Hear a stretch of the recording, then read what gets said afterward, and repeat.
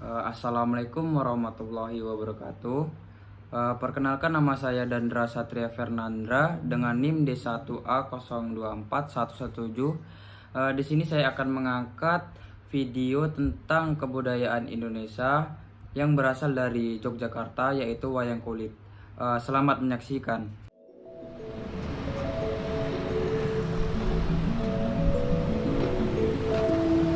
Itu mulai tahun 1916 yang akhirnya pada waktu itu hasil karya itu seharusnya akan ditunjukkan pada waktu Sultan Hamengkubuwono yang ke-7.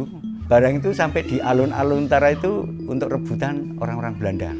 Kalau dalam cerita wayang itu sebenarnya kan ajaran budi pekerti, juga ajaran agama, juga ajaran kepemimpinan.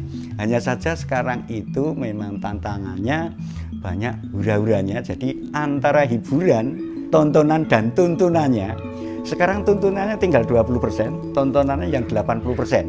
Akhirnya apa? Ya nun sewu, sekarang banyak yang tidak tahu unggah-ungguh, budi pekertinya rusak. Kan itu.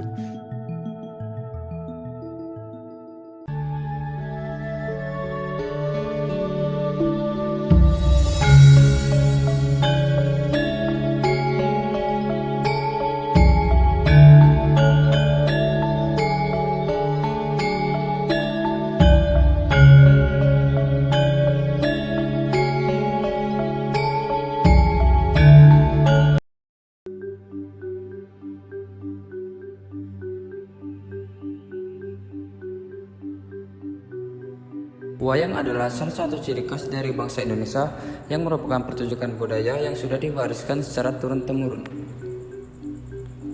Istilah wayang sendiri dapat diartikan sebagai bayang. Hal ini dikarenakan dalam pertunjukannya dalam menggunakan teknik bayangan dan efek cahaya yang diikuti dengan musik gamelan.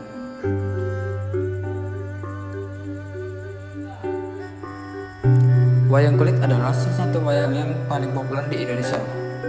Wayang kulit gegrek Yogyakarta atau wayang kulit gaya Yogyakarta merupakan wayang kulit yang secara morfologi memiliki ciri bentuk, pola tatahan, dan sunggingan yang khas.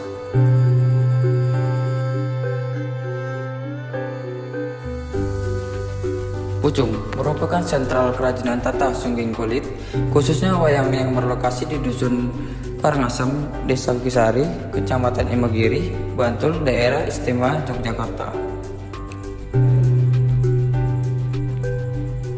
Sebagian besar masyarakat berprofesi sebagai pengrajin wayang kulit.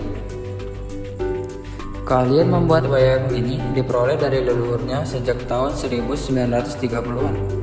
Sejak itu, Desa Pucung dinobatkan sebagai sentral kerajinan wayang kulit oleh pemerintah Kabupaten Bantul.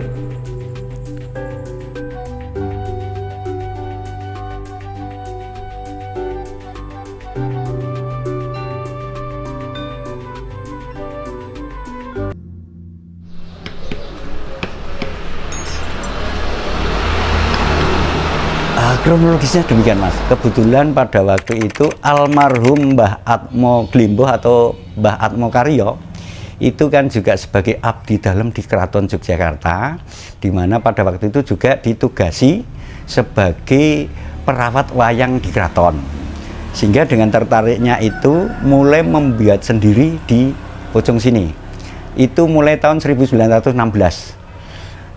Dibantu oleh 5 tetangga yang akhirnya pada waktu itu hasil karya itu seharusnya akan ditunjukkan pada waktu Sultan Hamengkubuwono yang ke-7 itu. Tapi sebelum ketemu beliau Pak Sultan itu sudah barang itu sampai di alun-alun utara itu untuk rebutan orang-orang Belanda, dibeli sehingga untuk sampai dievaluasi sama beliau Pak Sri Sultan itu belum sempat. Akhirnya karena banyak permintaan, kemudian berkembang dari 5 orang itu tahun 30-an, cukup lama itu menjadi 30 pengrajin. Akhirnya juga alhamdulillah dari tahun demi tahun berkembang, 5 orang menjadi 30 orang. Pada tahun 70-an itu sudah mencapai 300 pengrajin wayang. Nah, boomnya ini pada tahun 90-an, karena tahun 90-an itu sudah mulai banyak hasil karya yang diproduksi oleh para pengrajin pocong ini banyak diminati oleh orang-orang asing.